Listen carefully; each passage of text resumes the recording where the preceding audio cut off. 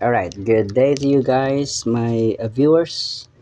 So yeah, I will share to you one of my games earlier, and this game I was able to apply the decoy tactic. A decoy is when when you let your customer move to a piece or to a square that will ruin his position or that will lose his material. Okay, so this is my game. I'm playing white. I move my pawn to e4, and he responded by moving his pawn to a d5. I didn't take it. I move it forward, my pawn to e5, and then he moved his pawn forward, and I move my pawn to c3. The idea is I wanted to take or remove his pawn because it's annoying for me. I don't like it that his position is too advanced, but he declined from taking my pawn on c3. What he did is he protected his pawn on d4 by um, moving out his knight to c6. So if I hit his pawn, his knight is defending it. So in fact, there are two defender: the knight on c6 and the queen on d8. So there are two defenders. So what I did after he moved his knight on c6, I moved my bishop on. I moved my bishop to b5. The idea here is that I am trying to pin his knight so that it cannot be moved because I'm threatening his king, so he cannot move his knight away because he's on track. So what he did after his response is he moved it forward, so like advancing it more. So what I did after, I moved my queen out to f3, so there will be two attackers of his pawn on d3. So if he will do some move that it will not help on this game, so I can take his pawn on d. For example, he will move his pawn here. I can take it, and then he cannot take it because my queen is attacking the pawn as well. So there are two attackers. So what he did after I move my queen to f3, he is trying to kick my bishop by going to pawn a6. Of course, I have no choice. I cannot take the pawn because it will be like a blunder if ever I will take this. This is a blunder because he can move his knight on to e5, forking my bishop and my queen. So and my bishop is not defended. If ever I will move it here, they're trying to defend the bishop. Again, he has two attackers.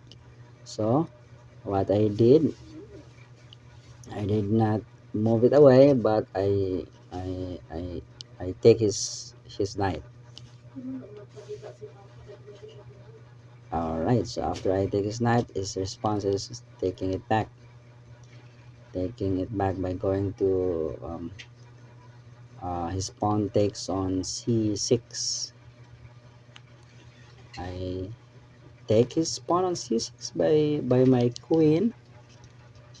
he defended his king. He blocked the check by going to bishop d7. Okay, so I cannot hit the rook because it's defended by his queen on d8. So what I did after is I move it away my queen because my queen is hanging. He is trying to defend his, you know, his pawn on d3, at the same time offering a trade. So in this no in this position, I trading, for me this is not a good idea. This is not a good idea trading because it will not improve my, I'm not winning. I'm not in a winning position. Only trade your queen if it will harm the opponent's position, or you are completely winning, or you are material up in material. So in this case, what I did is I moved my queen away, and he spawned by going to pawn to g6. Dito sa kwan sa anahan. Lame tamis. Lame. Lame. Wala. Hmm. So sorry for the interruption. Now let's my response is I move it. I move my pawn. So this is where the decoy happened. This is the decoy tactic. So in this case, I move my pawn. So I give it away. This is a free pawn, but the bad thing that will happen to him, if he will hit my pawn on c4, I have this check. Bam. So I'm up a trail. So it's forking. I'm checking his king. At the same time, I am like threatening his bishop on c4. So what happened is, yeah, that's really what happened. She thought that this is a mistake when I move my pawn to c4. He My opponent hit my or take my opponent took my pawn, so I move my queen here, forking his king and bishop.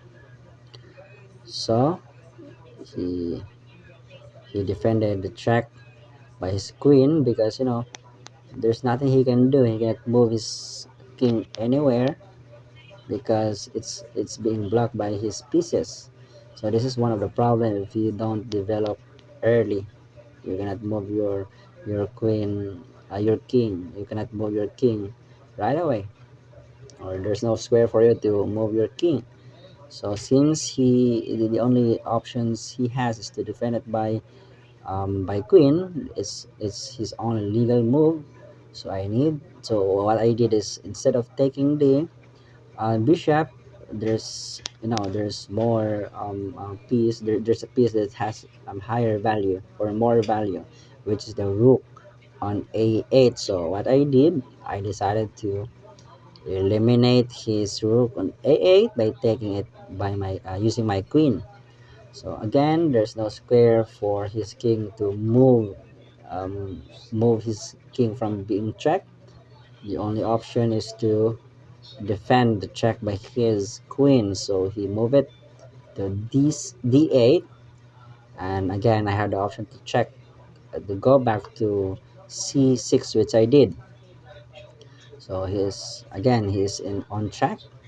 So the only option for him is to defend it by using his queen. So queen to d7, and then I went taking his bishop. So I'm up more material. So I am winning on this position.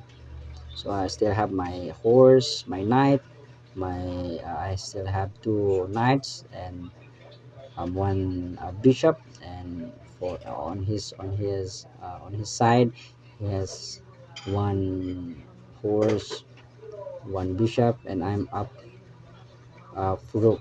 So I have, you know, he is completely losing. So in this position, I can just trade until, you know, he lose all of his pieces. He move his pawn. The idea is just he's trying to, you know, maybe he's trying to eliminate my pawn on e5, or making a future escape for his king. And then I responded by taking his pawn on a6. In this position, the opponent has to resign. So yeah, that is. I just want to show to you how decoy works. Okay, so again, recap. So in this game, I was able to use the decoy tactic.